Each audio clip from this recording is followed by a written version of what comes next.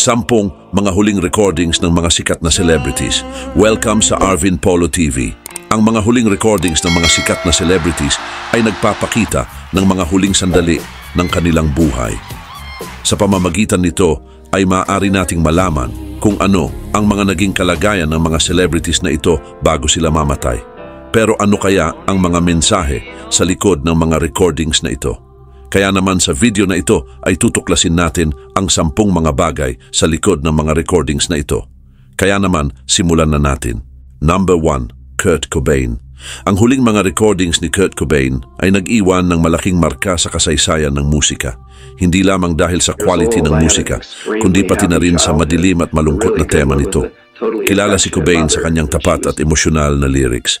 Bago siya namatay noong April 1994 ay naglabas siya ng mga huling kanta na nagpapakita ng kanyang mental at emotional situation sa mga huling buwan ng kanyang buhay.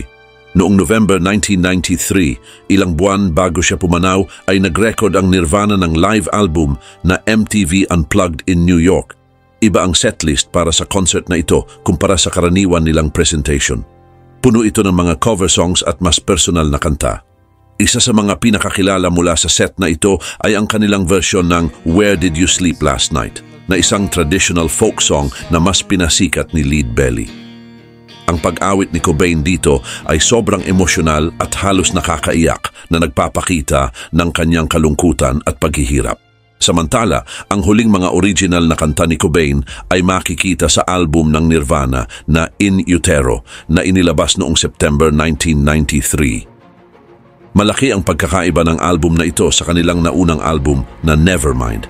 Si Cobain kasama ang producer na si Steve Albini ay gumawa ng mas rough at raw na sound na nagpapakita ng kanyang tunay na emosyon at kalagayan. Ang mga kanta tulad ng Heart-Shaped Box, Rape Me at All Apologies ay nagpapakita ng mga tema ng sakit, pakikibaka at kalungkutan. Ang mga lyrics ay nagpapakita din ng kanyang pagkabigo, pagkalito at kalungkutan na tila sumasalamin sa kanyang personal na buhay at mga problema. Bukod sa mga official release ay may mga bootleg recordings din na lumabas mula sa huling bahagi ng buhay ni Cobain. Isa sa mga kilalang halimbawa ay ang mga home demo recordings na ginawa niya sa kanyang bahay sa Seattle. Ang mga ito ay mas raw at hindi maayos, ngunit nagbibigay ng ideya sa kanyang proseso ng pagsusulat at emotional situation. Ang mga demo na ito ay nagpapakita ng kanyang patuloy na experimentation sa tunog at lyrics at pati na rin ang kanyang pagnanais na maipahayag ang sakit na kanyang nararamdaman. Number 2, John Lennon. Noong December 8, 1980 ay natapos ang buhay ng sikat na musician na si John Lennon. Bago mangyari ang trahedya ay may mga huling recording siya na nagpapakita ng kanyang damdamin at iniisip bago siya mamatay. Sa umaga ng kanyang pagkamatay ay abala si John Lennon sa paggawa ng musika. Kasama ang kanyang asawa na si Yoko Ono ay bumalik sila sa kanilang apartment sa Dakota Building mula sa Record Plant Studios sa New York City. Doon nila tinapos ang pag-record ng kantang Walking on Thin Ice. Para kay Lennon, ang kantang ito ay isa sa kanyang pinakamahalagang gawa mula noong panahon ng Beatles. Ayon sa kanya, ang kanta ay bago at moderno na nagpapakita ng bagong direksyon sa kanyang musika. Makikita sa mga huling recording na ito ang sigasig ni Lennon na ipagpatuloy ang kanyang musika. Samantala, iba ang tono ng mga huling recording ni Lennon sa mga nauna niyang gawa. Mas madilim at malalim ang mga tema nito. Isa sa mga huling kantang ni-record niya ay ang Serve Yourself, na tugon sa kantang Serve the Servant ni Bob Dylan. Dito ay ipinakita ni Lennon ang kanyang paninindigan sa hindi pagkiling sa relihiyon. Ang kanyang boses ay puno ng pangungutya at nagpapakita ng kanyang mapanuring pananaw sa mundo. Pero sa kabila ng madilim na tono ng ilang kanta, ay mayroon ding mga sandali ng pag-asa at pagmamahal. Ang kantang Beautiful Boy, Darling Boy ay nagpapakita ng malalim na pagmamahal ni Lennon para sa kanyang anak na si Sean. Sa bawat line ng kanta ay maririnig ang pag-aalaga at pag-asa ni Lennon para sa future ng kanyang anak. Ang linyang Life is what happens to you while you're busy making other plans ay tila nagiging prophetic sa pagdating ng trahedya sa kanyang buhay. Dagdag pa rito, kasama rin sa mga huling recording ni Lennon ang kanyang mga plano para sa future. May plano siyang maglabas ng bagong album at maglunsad ng world tour kasama si Yoko Ono. Ang saya sa kanyang boses habang pinag-uusapan ito sa mga interview ay nagpapakita ng kanyang muling pagbabalik sa spotlight at ang kanyang hangaring ipagpatuloy ang kanyang musika. Ang mga huling recording na ito ay nagsilbing alaala sa mundo ni Lennon bago siya pumanaw. Number 3, Tupac Shakur. Si Tupac Shakur, nakilala rin bilang Tupac, ay isa sa mga pinakakilalang male rapper sa kasaysayan ng hip-hop. Ang kanyang musika ay naging boses ng mga tao sa komunidad at ang kanyang mga kanta ay madalas tungkol sa politika, lipunan at personal na buhay. Bago siya namatay noong September 13, 1996, si Tupac ay abala sa paggawa ng musika. Ang kanyang huling mga recordings ay nagpapakita ng kanyang iniisip at nararamdaman bago siya binaril at namatay sa Las Vegas. Ang album na The Don Killuminati, The 7-Day Theory na inilabas sa ilalim ng pangalang Machiavelli ay isa sa mga huling proyekto ni Tupac. Nirecord niya ito sa loob lamang ng 7 araw noong August 1996, isang buwan bago siya namatay. Sa album na ito ay mas mabigat at mas madilim ang tema kumpara sa kanyang mga naunang kanta. Ang mga kanta tulad ng Hail Mary, Against All Odds at To Live and Die in LA ay puno ng galit, pagkabigo at takot sa kamatayan. Ang Hail Mary ay kilala sa kanyang nakakatakot na tunog at malalim na mensahe kung saan ipinakita ni Tupac ang kanyang galit sa mga kaaway at ang kanyang pananampalataya sa kabila ng lahat ng pagsubok. Maliban pa rito, isa sa mga pinakakontrobersyal na huling kanta ni Tupac ay ang Hit 'Em Up, na isang diss track laban kay The Notorious B.I.G. at iba pang East Coast rappers. Ang kantang ito ay nagpapakita ng galit at poot ni Tupac na nagpalala sa awayan ng West Coast at East Coast na humantong sa kanyang pagkamatay. Ang Hit 'Em Up ay puno ng mga insulto at banta na nagpakita ng personal na alitan at lumalalang tensyon sa pagitan ng dalawang pinakamalaking hip-hop groups noong panahong iyon. Bukod sa kanyang mga studio recordings ay may mga unreleased tracks at mixtapes na lumabas pagkatapos ng kanyang kamatayan. Ang mga ito ay nagpapakita ng mga hindi natapos na proyekto at mga kanta na hindi pa na-edit o na-master. Marami sa mga ito ay na-leak online at naging bahagi ng mga koleksyon ng mga tagahanga. Ang mga unreleased tracks na ito ay nagbibigay daan sa mga listeners na makita ang proseso ng paggawa ng musika ni Tupac at ang kanyang walang sawang pagsusumikap hanggang sa kanyang huling mga araw. Number 4, Notorious B.I.G. Ang huling mga recordings ni Notorious B.I.G. o Biggie Smalls ay puno ng emosyon at karanasan niya bilang isang kilalang rapper. Kilala siya bilang isa sa mga most influential artist sa hip-hop noong 1990s. Ang kanyang musika ay nagbago ng genre at kultura. Ang mga huling kanta niya ay nagpapakita ng isang tao na may malaking pangarap pero nahaharap sa isang mundo ng karahasan at panganib. At noong 1996, matapos mamatay si Tupac Shakur na isang malapit na kaibigan at karibal din ni Biggie, ay naramdaman niya ang paglala ng tensyon sa kanyang buhay. Ang album niyang Life After Death na inilabas noong 1997 ay tila nagbabala ng kanyang kapalaran. Sa album na ito ay may mga kanta tulad ng You're Nobody Till Somebody Kills You at My Downfall na nagpapakita ng kanyang takot at pangamba hinggil sa marahas na kinabukasan. Ang tono at produksyon ng mga kanta ni Biggie sa album na ito ay malungkot.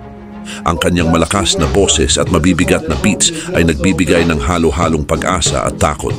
At lalo pa itong pinalakas ng mga pakikipagtulungan niya sa mga artist tulad ni Diddy at Jay-Z na kilala rin sa kanilang presensya sa musika. Karagdagan pa, isa pang mahalagang bahagi ng kanyang huling mga kanta ay ang kanyang pakikibaka sa mga personal issue. Sa kanta tulad ng Miss You ay makikita ang kanyang pagdadalamhati sa pagkawala ng mga kaibigan at mahal sa buhay. Ang kanyang nararamdaman ay nagiging mas personal at malalim na nagbibigay ng isang natatanging pagtingin sa kanyang pagkatao.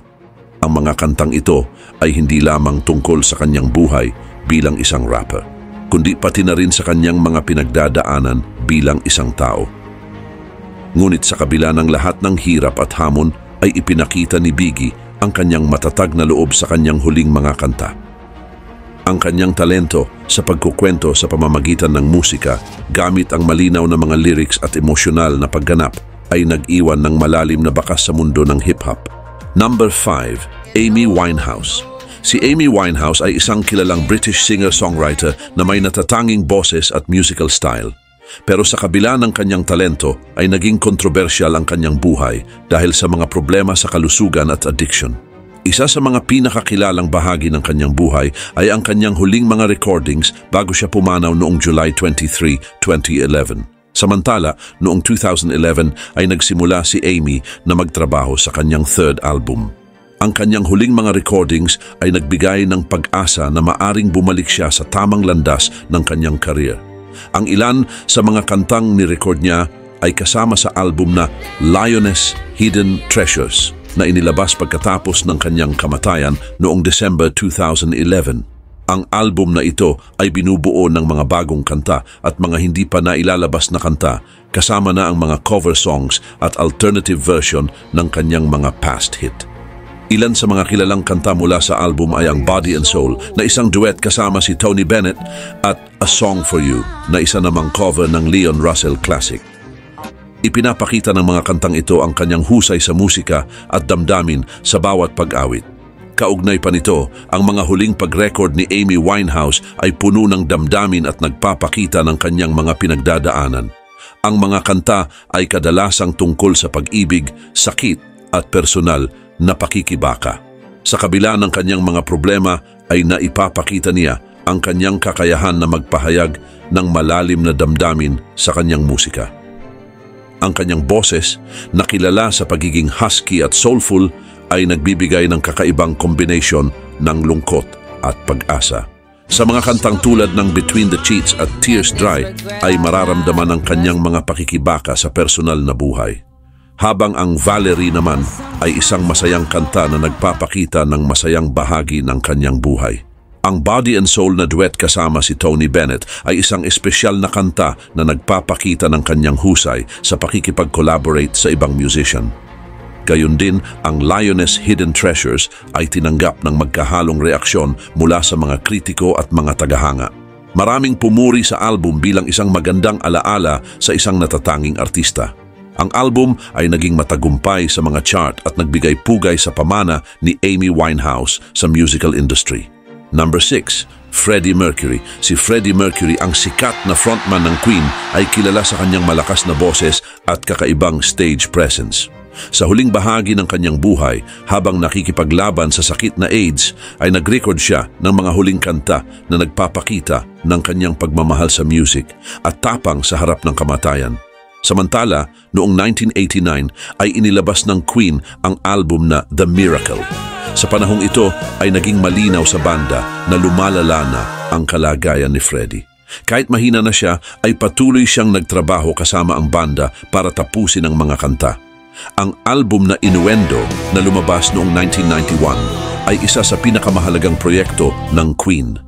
Kasama dito ang kantang The Show Must Go On na nagsasalaysay ng pakikipaglaban ni Freddie sa kanyang sakit. Ang kantang ito ay isinulat ni Brian May na inspired sa tapang ni Freddie. Gayun din, ang mga huling kanta ni Freddie ay na-record sa Montreux, Switzerland sa Mountain Studios. Kahit mahina na ang katawan at madalas na nagpapahinga, ay pinilit pa rin niyang matapos ang mga awitin. Hindi nagbago ang kanyang pagmamahal sa musika kahit na ang bawat kanta ay parang isang pamamaalam. Ang kantang Mother Love, ang huling kanta na na-record ni Freddie, ay nagpapakita ng kanyang pagnanais ng kapayapaan sa huling mga araw niya. Pero hindi na natapos ni Freddie ang kantang ito, kaya si Brian May na ang nag-record ng huling bahagi. Ngunit noong November 24, 1991 ay pumanaw si Freddie, isang araw matapos niyang ipaalam sa publiko ang kanyang kalagayan. Ang kanyang pagkamatay ay nagdulot ng matinding lungkot sa mga tagahanga at sa mundo ng musika.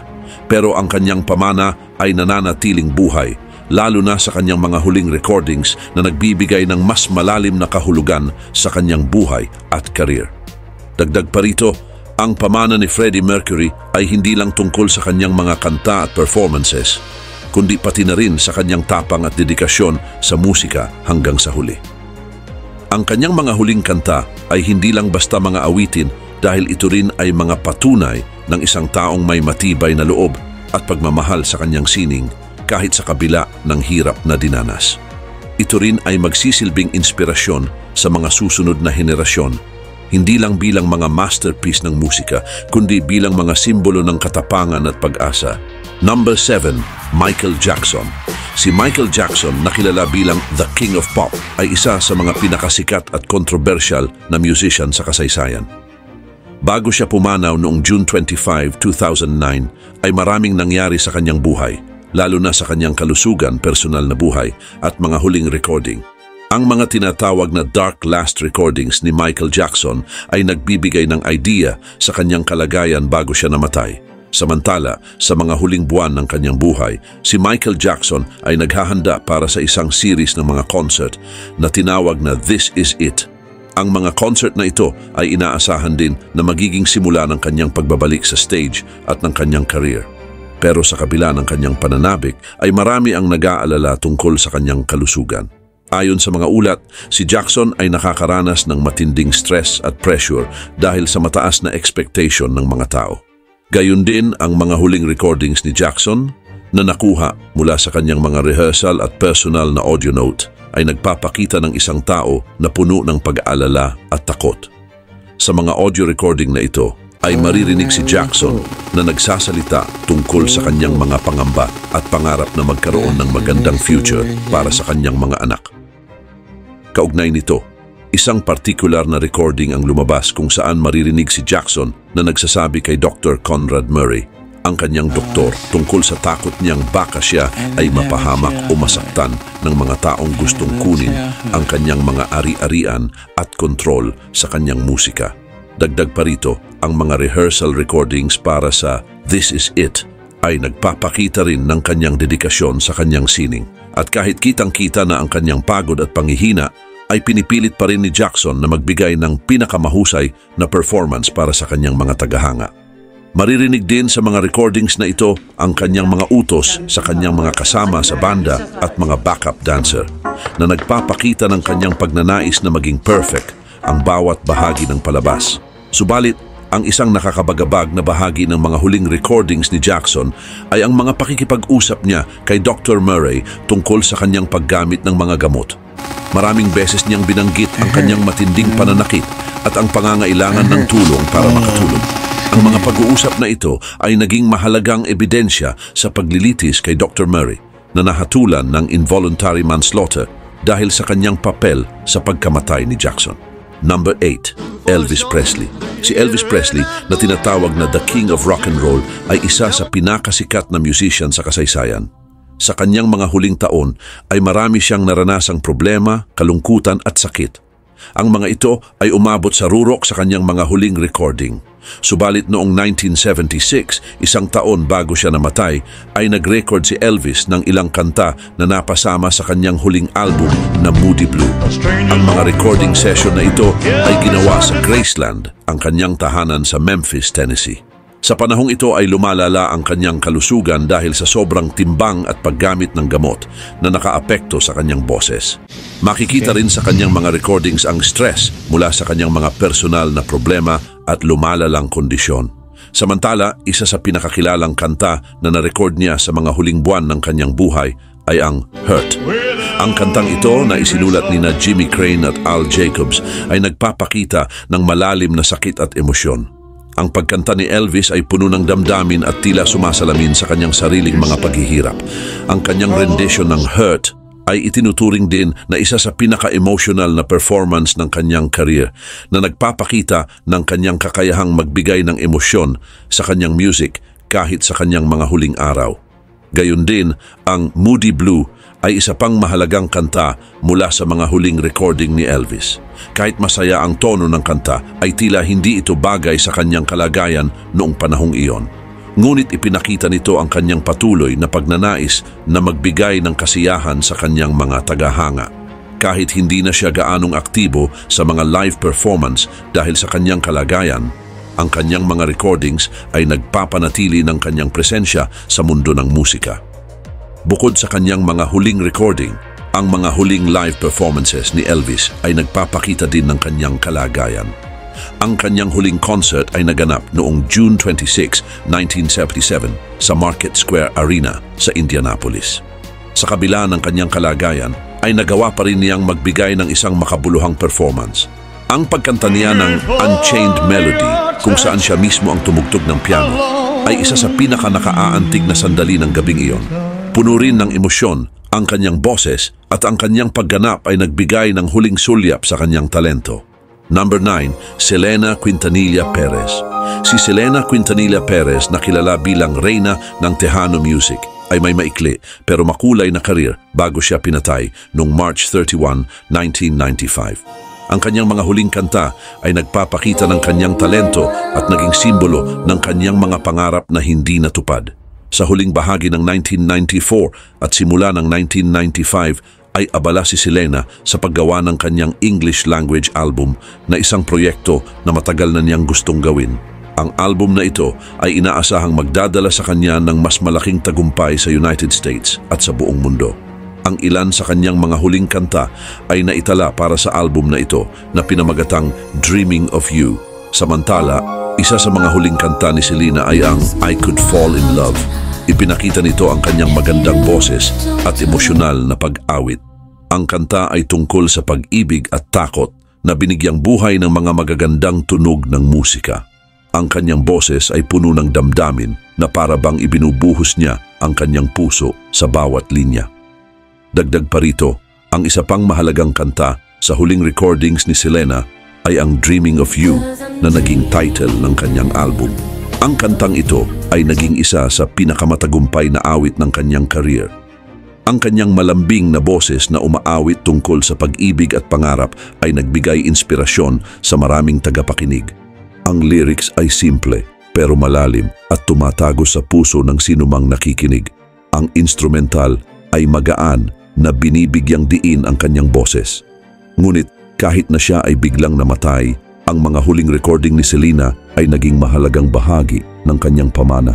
Ang kanyang mga huling kanta ay nagpakita ng kanyang mga pangarap at talento na naiwan bilang alaala ng kanyang hindi natapos na journey sa musika.